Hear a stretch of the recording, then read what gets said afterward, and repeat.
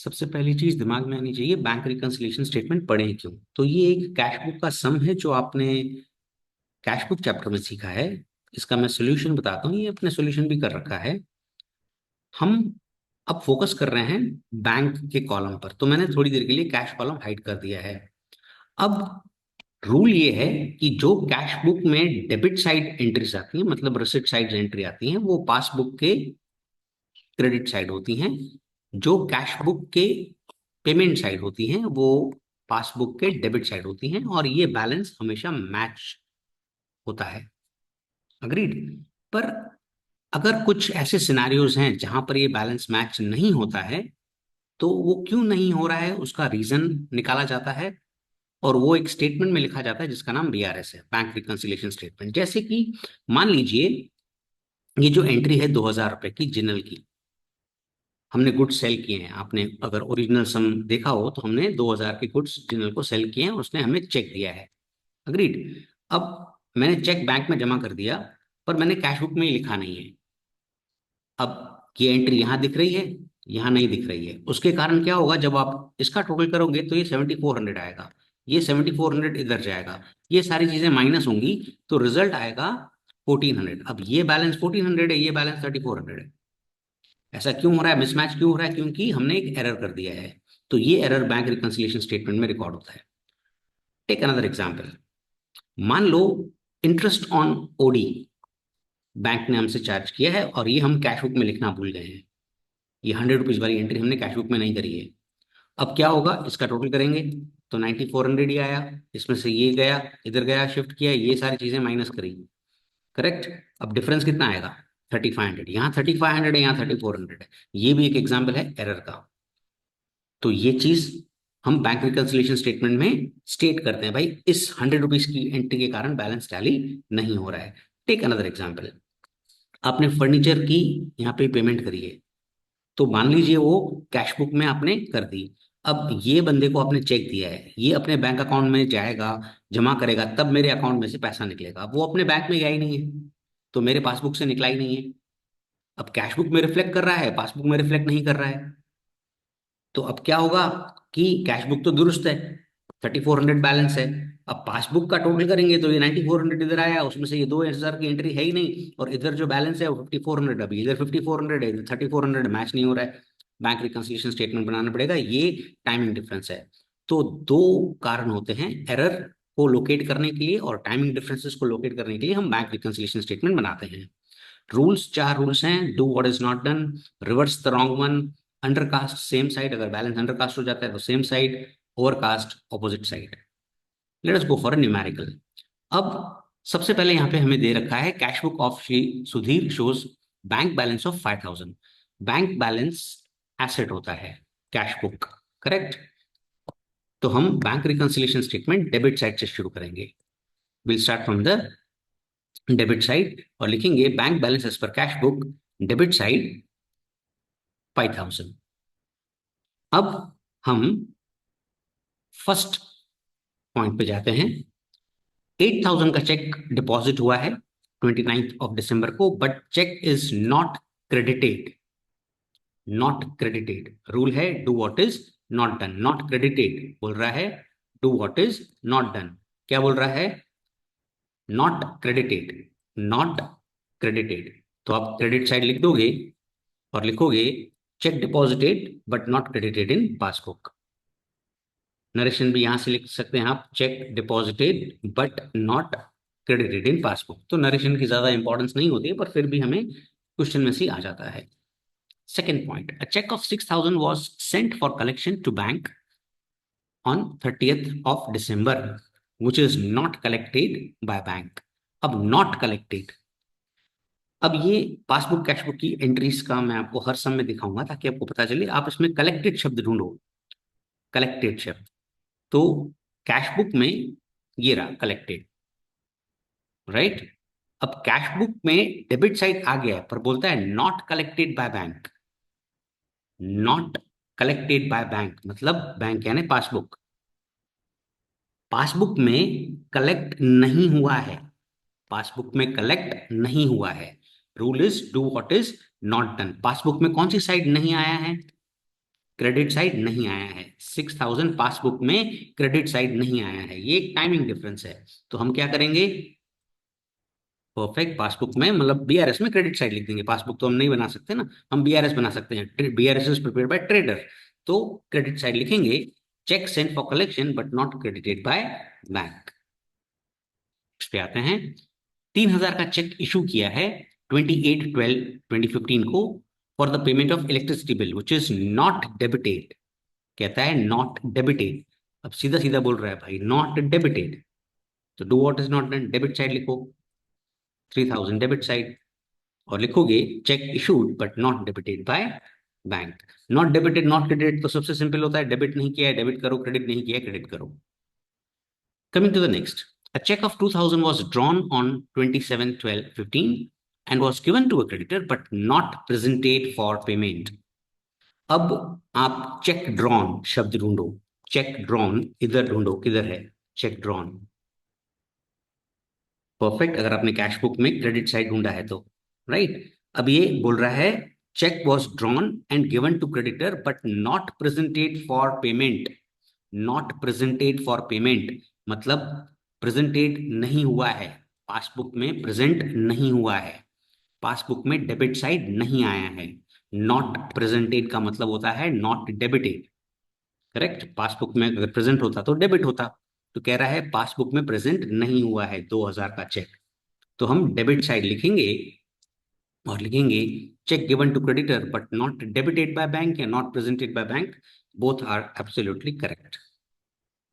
Next, interest of 80 credited in passbook which is not debited in cash book। सीधा सीधा बोल रहा है not debited।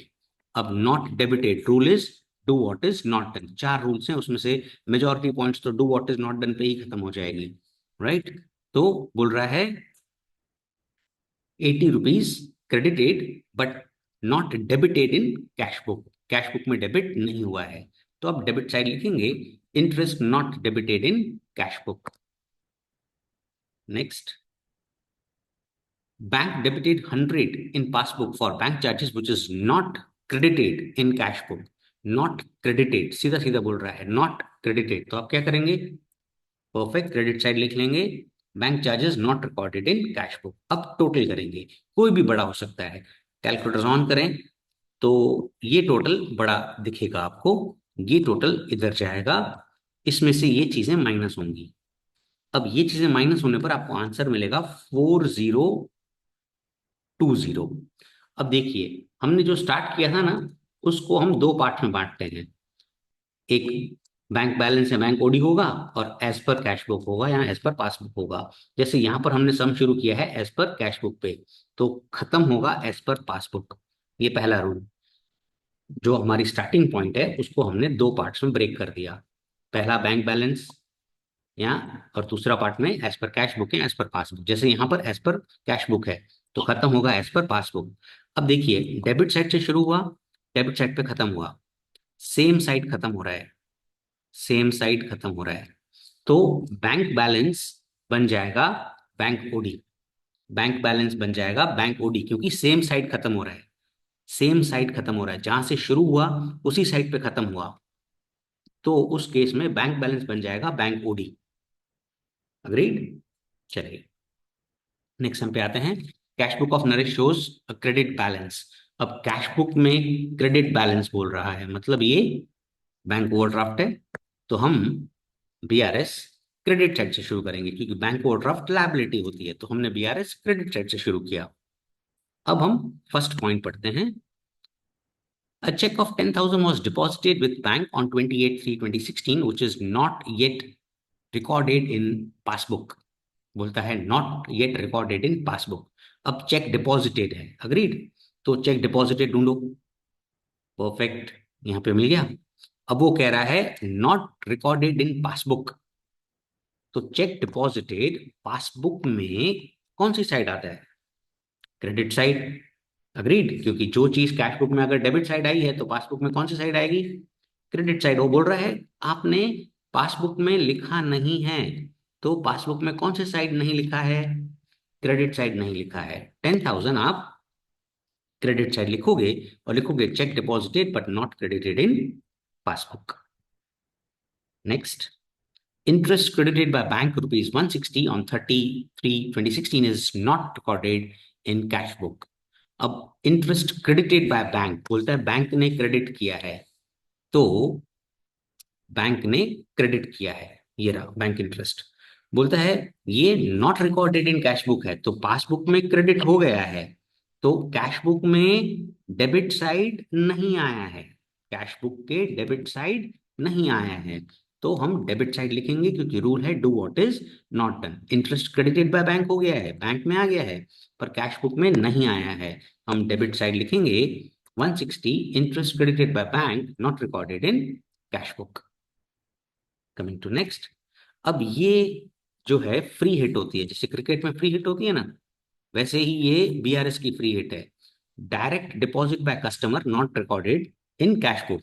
कोई बंदा हमारे अकाउंट में अगर डायरेक्टली पैसे जमा कर देता है और वो कस्टमर हमें बताता नहीं है, ये एक एरर है, इसको सॉल्व करने का आंसर आता है डेबिट इफेक्ट।